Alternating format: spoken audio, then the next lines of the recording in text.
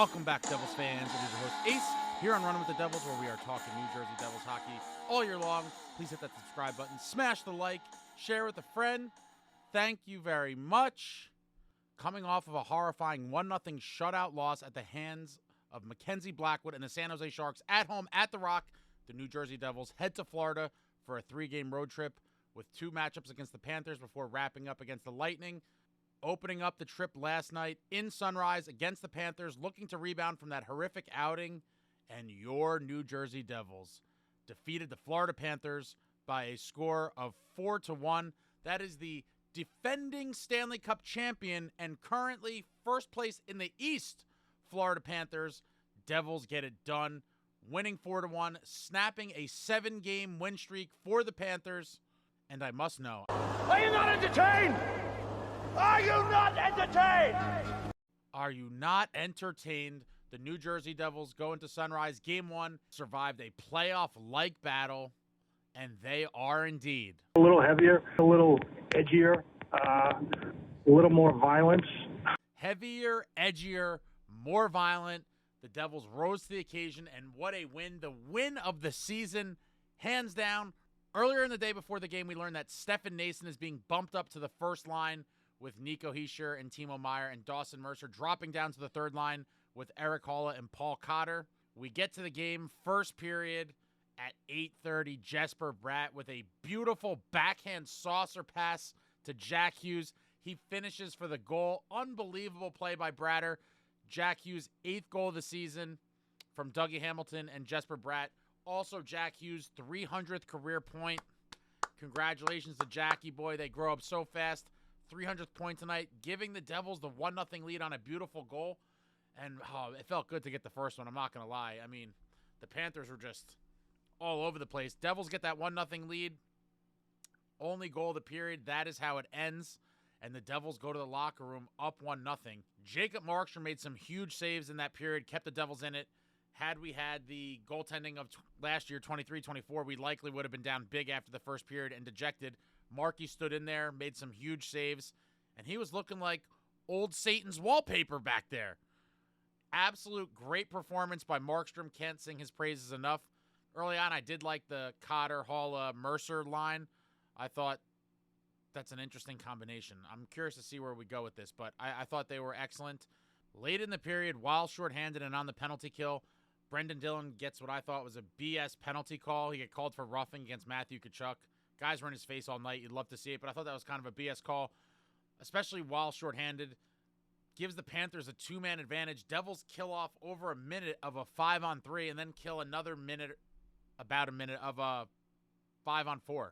I mean, the PK was buzzing early. They looked really good. Guys getting in lanes, deflecting passes, putting pressure on the Panthers. Great penalty kill late in the period for the Devils, and there was about 15 seconds or so of carryover power play time for the second period. But great penalty kill late. Devils were definitely outplayed in that first period, and they survived and left the period with a lead. I mean, it was phenomenal. The Panthers came out and set the tone, and that's something I was looking for the Devils to do in many other games. Obviously, it's not as easy to do against a team like the Panthers because of how good they are and the way they play. But the Panthers are the blueprint. This is what the Devils need to realize. The Panthers came out, they set the tone early, generated chances, were very physical, and they took it to the Devils. And luckily for the Devils, they were able to hang in there and somehow escape the period with the lead. Devils outshot 14-6 in that first period. They were atrocious in the faceoff circle. Devils with 31.3% in the first period to the Panthers 68.8%. Devils with 6 hits in the first period and the Panthers with 17. So we were outshot over 2-1 and out-hit nearly 3-1. 17 hits in the first period. That is heaviest, edgiest, most violent.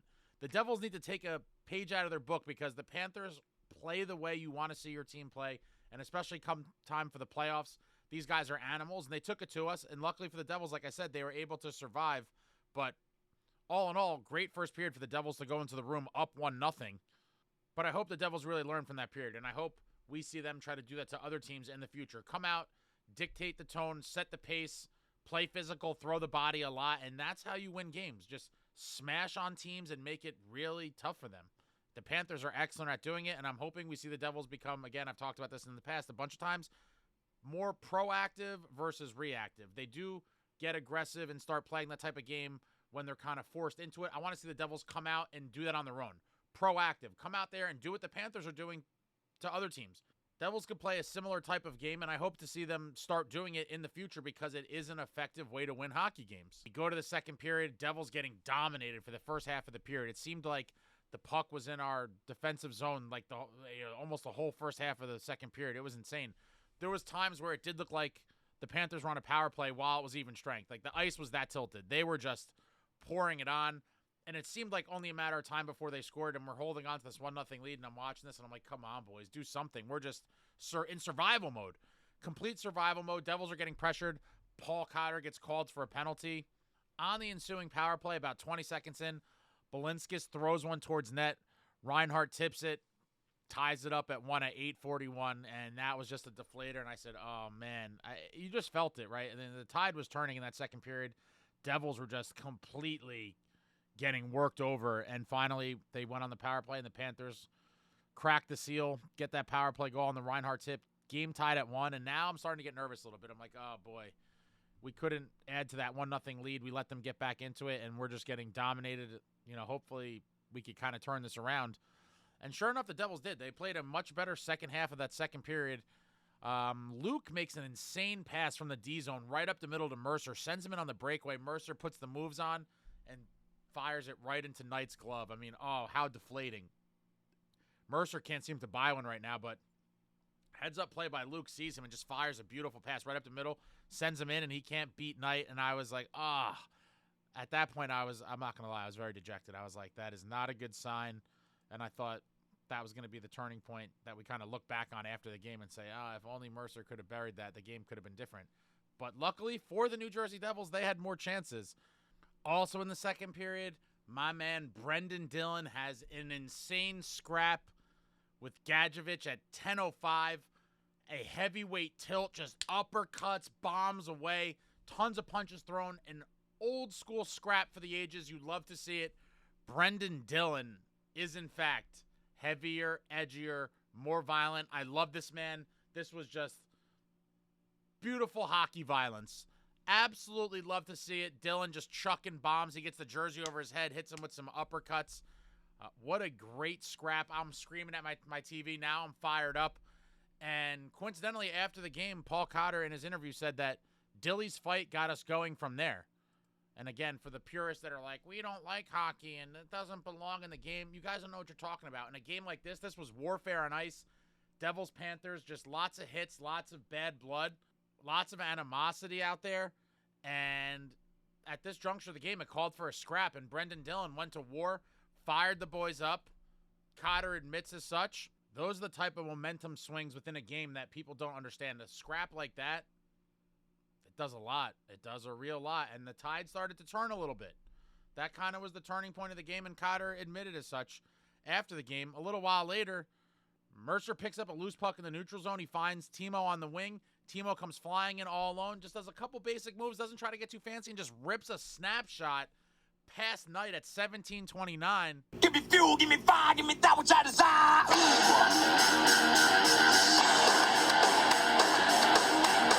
Timo Meier, his 7th of the season, giving the New Jersey Devils a 2-1 lead.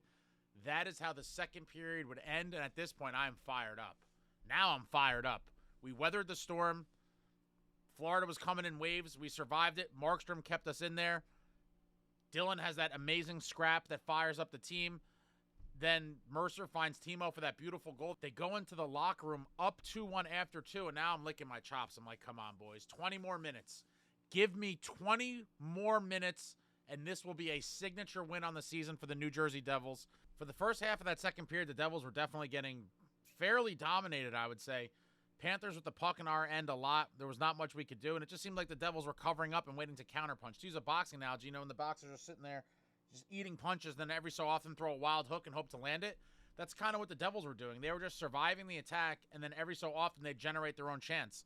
Counterpunching to the Florida Panthers, and to their credit, it worked.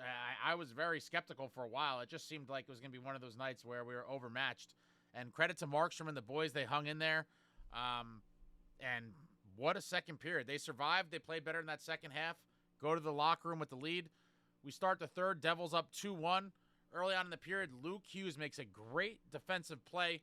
He's kind of deep in the offensive end. Panthers bring it up the ice into our end, and Luke Hughes comes flying back. The guy was coming up the wing, and Luke closed in on him real quick, using his length and his speed and his stick. Just kind of flew towards the guy and quickly negated the play. I was very impressed with that one. One of the better defensive plays Luke Hughes has made in quite a while. And under Keefe, our boy Luke is going to blossom into a fine defenseman. You love to see it. Obviously, we're all super high on this kid, know the skill set that he does have, and we've seen his offensive prowess. And now his defensive game is starting to get molded under Keefe. Great hustle play by Luke there to negate a scoring chance. Later on in the second, Gadjovich hits Dowling near the open door of the bench. Close call for a potential injury there. Kind of a dangerous play. Curtis McDermott was on the ice. He was looking for him, but that never materialized. I would have loved to see that bout. But our boy Curtis McDermott, unfortunately, will have to wait maybe till next game till we see something. I expect that game on Thursday to be following up this one. I mean, wow, it's just so rare that you see two games back-to-back between the same two teams in the same arena. You sometimes see the home and home, but to see two in Florida, this really is playoff-like. And I hope the boys go into that game Thursday ready for war, because after tonight's game, it's going to be an interesting one. Also in the second period, Jack Hughes set up Palat beautifully. He kind of had a wide-open net. I don't think he got the shot off quick enough. Knight was able to make the save. I thought that was going to come back to haunt us as well. That would have made it a 3-1 game, but Palat can't bury it. Game remains 2-1.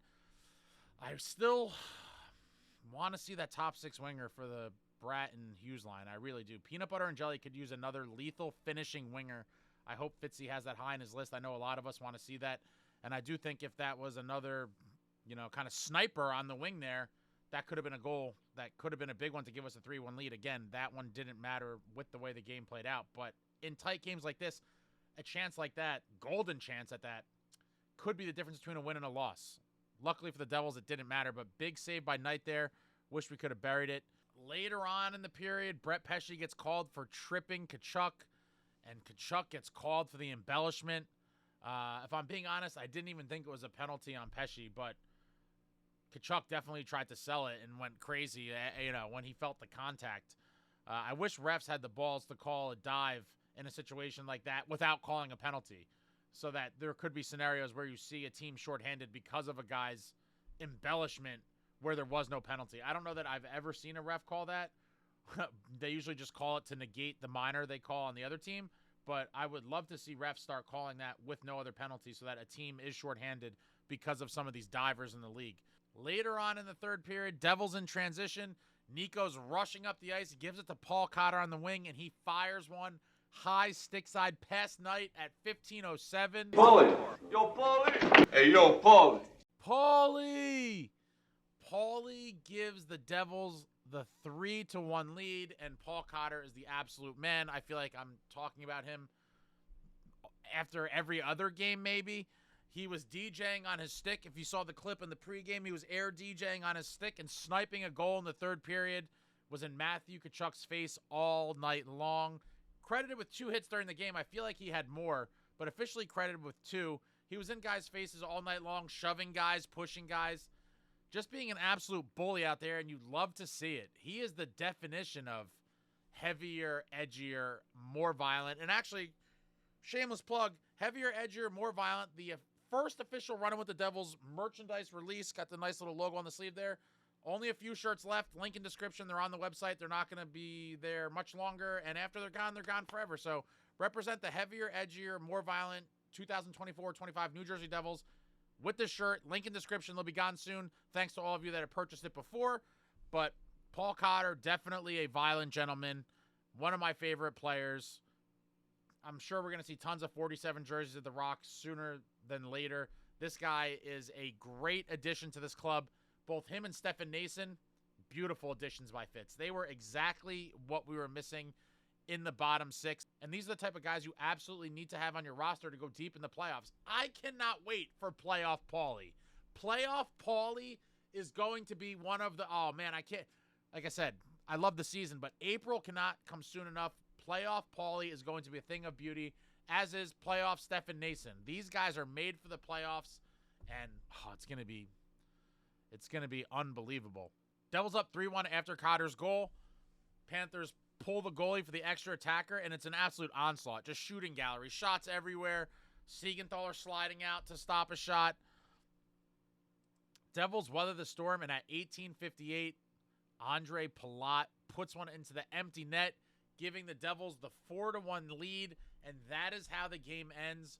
Your New Jersey Devils go into Florida for the 3-game road trip, and in Game 1, knock off the Panthers by a score of 4-1, snapping their 7-game win streak in their barn. You absolutely love to see it. Signature win of the season. As Weeksy said on the postgame on ESPN, this is the type of win that galvanizes your group. He said this is huge for the New Jersey Devils, and I can't imagine how they were feeling after this one. Shout out to all the doomsdayers that were like, we can't hang with Florida, and we lost to San Jose, and blah, blah, blah.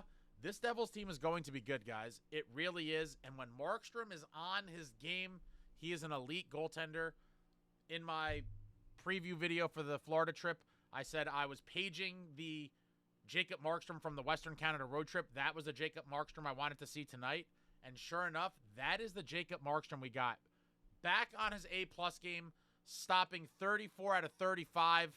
A gem of an outing. And without Markey, honestly, we easily could have lost this game. If we had any goalie from last year, we'd lose this game easily, and it's not even close.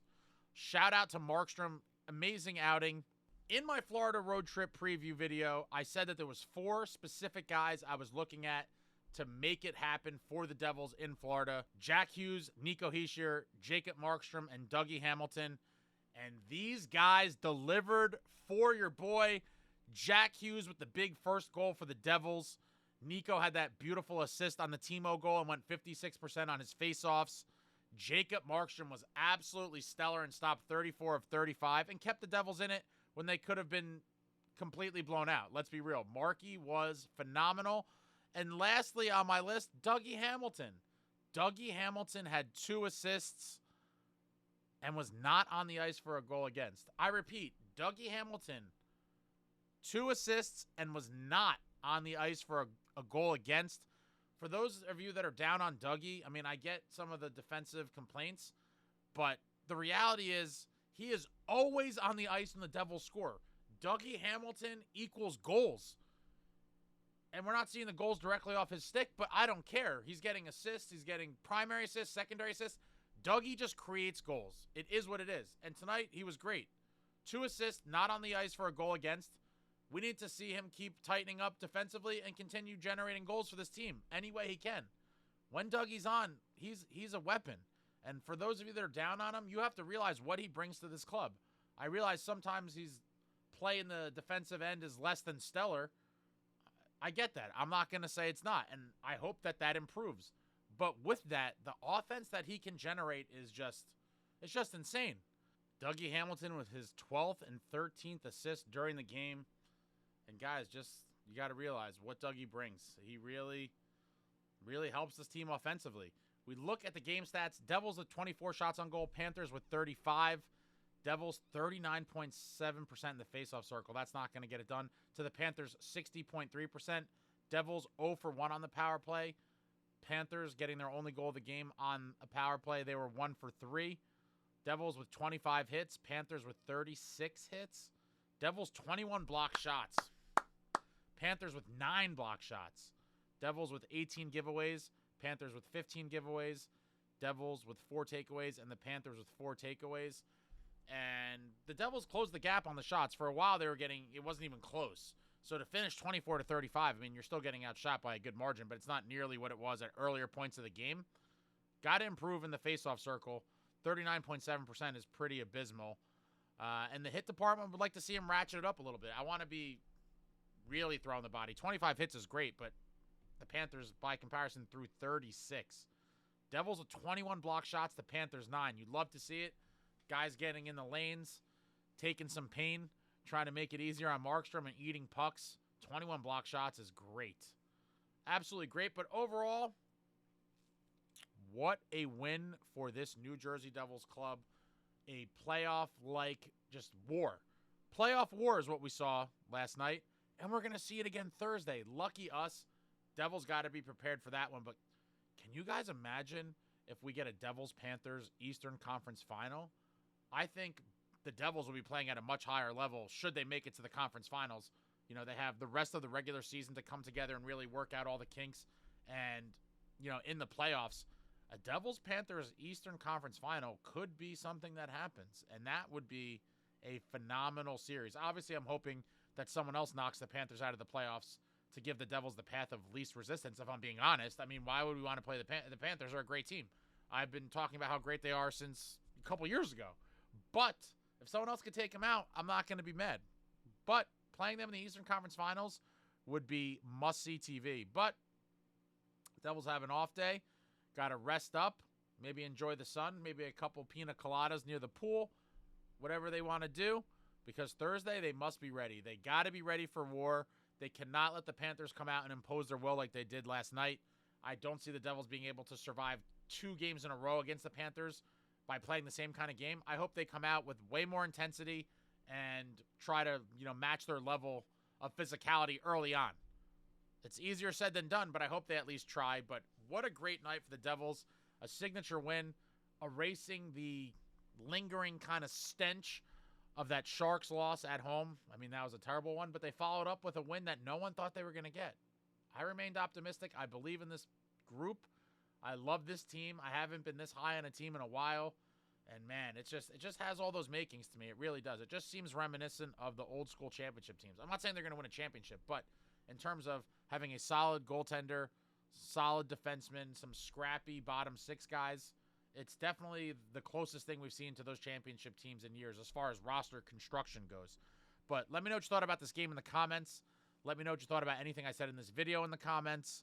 But I'm on cloud 9. Enjoy this win, Devils fans, because it is a spectacular one.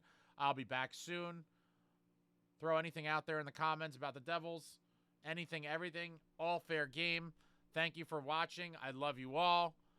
Like, comment, subscribe, and all that jazz. Until next time, friends, let's go.